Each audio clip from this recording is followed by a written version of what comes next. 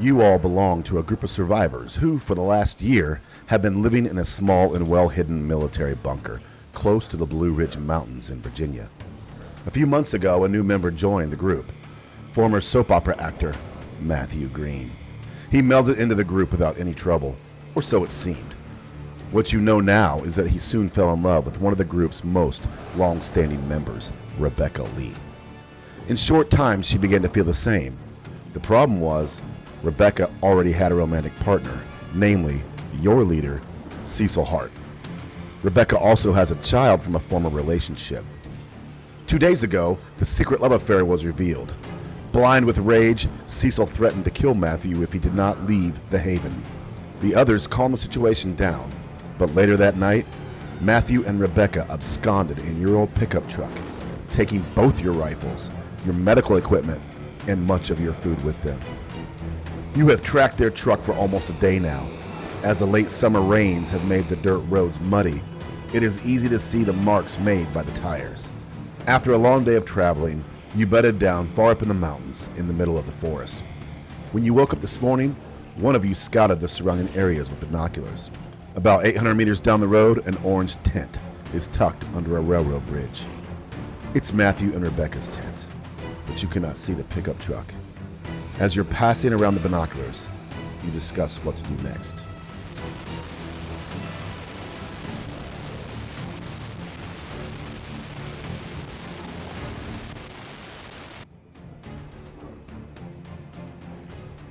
So here we go, the Walking Dead Universe Starter Kit. I'll be doing the Starter Adventure and showing you some of the rules and the rule mechanics of the game. We'll not be doing all of the Starter Adventure. I'll only be doing a few minutes of the Starter Adventure so you can see how some of the rules work. There will be spoilers from this point on, but you will learn some of the rules, learn how the game works, and see the Starter Adventure. Cecil has requested Rooster Coates to lead this little band. Rooster is a blue-eyed older man with white wispy hair. He's a Christian man. His drive is that God put him here to save the souls of those who are left. His anchor is Terry Lee, the son of Rebecca Lee, who left. Also going is Ali Ibrahim. She has graying short hair, slicked back, accentuates her big brown eyes and her pronounced cheekbones. She is the doctor of the Haven. Her anchor is Rooster Coates, so she says she must be on this trip. Although she knows she's clearly the smartest person in the Haven, she feels that no one listens to her, and she became good friends with Matthew when he showed up. The third person that demanded to go was Terry. Terry's Rebecca's son. He's 17 years old. He's older than he looks. He looks young for his age, and that drives him crazy when people think he's too young to do things. He loves his mom, but he can't imagine why she would have taken food, medical bags, their weapons. He's beside himself. He must be on this trip. He also has a lot of problems with just sitting still and being quiet. Oh yeah, I almost forgot. We're bringing Lisa Harley too. She's always with us. Back there, wearing a red shirt. Each member of the Haven harbors a secret regarding their motives and reactions to the quest. These secrets will be unveiled as various situations arise.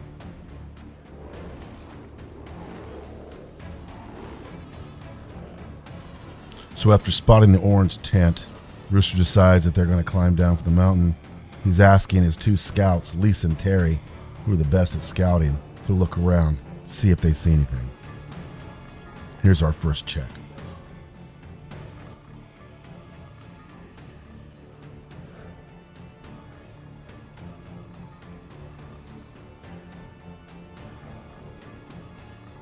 The tent sits about 200 yards away from where the group is stopped on a hill. Terry decides to use his scouting ability, which is a 2. This also uses wits, so he can add 3 plus 2 to give himself 5 chances to succeed. A 6 is a success.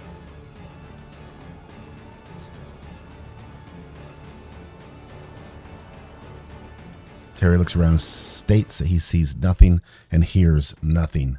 Lisa's looking as well. Lisa also has 3 wits. and a 2 scouting ability.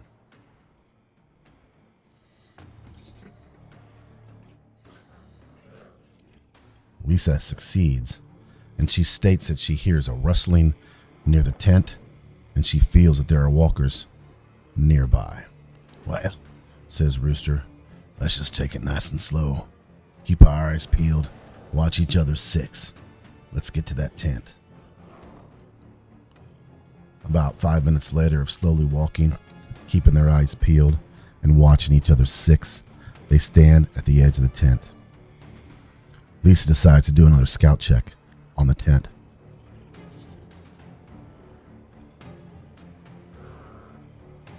She sees nothing out of the ordinary. Terry looks as well. "Lisa, how did you miss this huge hole on the other side of the tent? It's clearly someone has taken their knife and cut right through the top. This was an attack. And what is that clicking sound inside of this tent?" says Terry. Terry, being the best at stealth, slowly tiptoes around to the cut hole in the tent to peek inside without alerting whatever it is within. He'll roll 7 six-sided dice.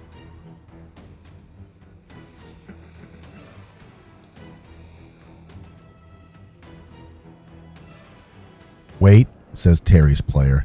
"I would like to push that roll." The GM would say something like, "You apparently made noise trying to sneak around the tent. Kicked a rock with your foot or something. Explain how you think you can try again." Terry's player, "I'm going to hold completely still for like 10 seconds, hoping that whatever is in that tent will go back to being unalerted." "Sounds plausible. Go ahead with your roll." But Terry's character now has 1 stress point. This means that along with the new test, Terry must also roll 1 stress die. I'll roll the stress die separately.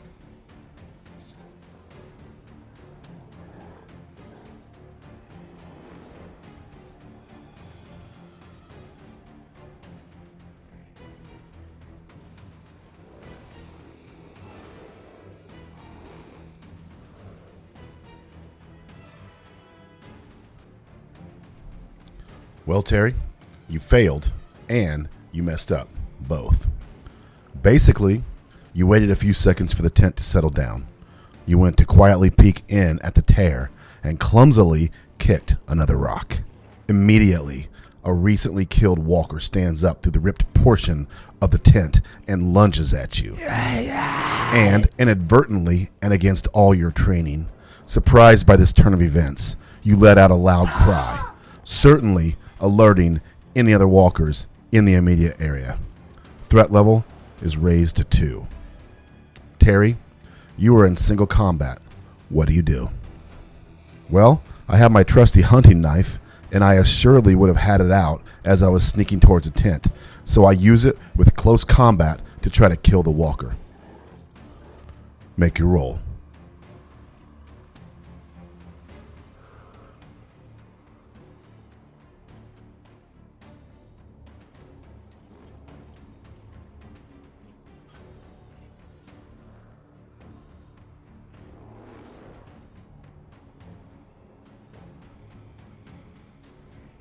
I rolled 2 successes, so I kill it quick, and I kill it quietly. Rooster takes 1 stress point, though, from fear of Terry being bit, or worse, while on his watch. Also, you notice something strange about this female zombie. There is a W knifed into her forehead. Rooster says, "That's weird. Did somebody do that to her, or did she do it to herself?" I don't know. Either way, I want to quietly investigate the tent. You find several empty bags, a few items of clothing, and a steel comb. Everything else has been removed. But Allie observes that is definitely Matthew's comb. Allie's player says, "I want to make a survival check, since Allie has the highest wits and survival skill. I'm just seeing what info I can gather around the camp."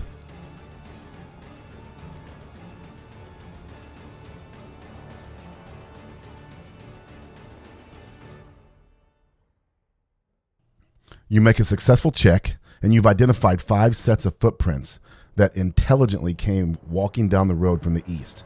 The gate is human. These are not zombies. Allie says, whoever it was, this was a group, and they came from just down that road. Let's get to the car and go see what is that way. The GM says, you might want to do it sooner than later. Terry's cry has brought a level 1 horde of walkers from the woods to the east. They are walking towards the road and towards you. Looks like they only sense you are in the area. Rooster says, well, let's haul ass back to the car and get down that road. I don't feel like having to fight these freaks if we don't have to. The GM asks who's driving. Rooster's player states that he would probably be driving since he would feel the need to be in control and in charge of the safety of the group. Fine, but by the time you get to the car and get going, these 9 zombies have gathered in the road before you. What do? Rooster says, hang on, people. I'm going to blast through these scumbags. I make a mobility check while I slam on the gas.